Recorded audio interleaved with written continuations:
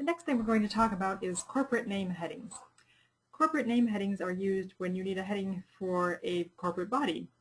And when I say corporate body, I mean basically any type of institution. It can be an association, a government body, a government agency, a commercial business, a school, a church, something like that. An institution is a corporate body. So here are some examples of headings for corporate bodies. You can see the first one, American Association of Museums, that's a professional association. Berkshire Hathaway is a company, and Knox College is a college, an educational institution. So those are a few of the things that can be considered corporate bodies. The one kind of tricky thing about corporate bodies is that the names of geographical places can also appear as corporate bodies if they are what's called jurisdictions. This means if they are the governing body of this state or country or city. So you'll see all of these headings, United States, North Dakota, and Omaha, Nebraska, could have been included in our bit about geographic name headings, but they are also can be corporate headings when they're talking about the government of these places.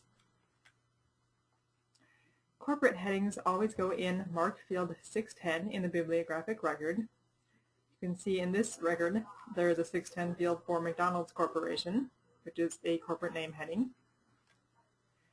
And here is the authority record for that same heading for McDonald's Corporation. And in the authority records, corporate name headings appear in the field 110. There's a couple of things to remember about the first indicator for corporate headings. If the first indicator is a 1, that means that the heading is a jurisdiction name. This is what we talked about before, if it's the government.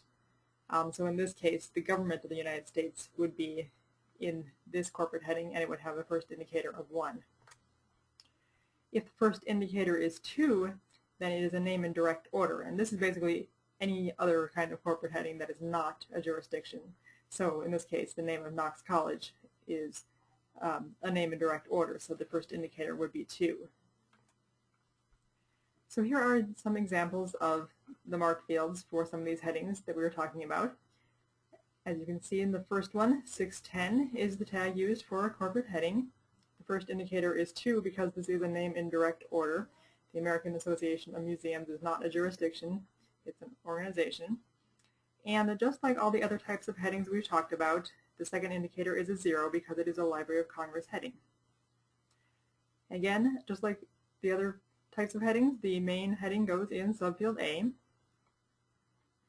And in the second example, again, the 610 tag is used because it is a corporate name heading.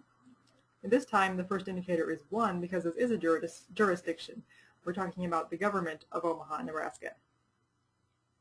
And again, the second indicator is 0 because this is a Library of Congress heading, and the main heading goes in subfield A. Just like all the other types of headings, you can find corporate name headings at the Library of Congress Authorities website at authorities.loc.gov. Just like the other searches, you click on the Search Authorities link. And similar to personal names or geographic names, we once again are going to be searching the name authority heading. So choose the second option from your search type menu, and type your search term into the search text box, and that is how you can find your corporate name headings.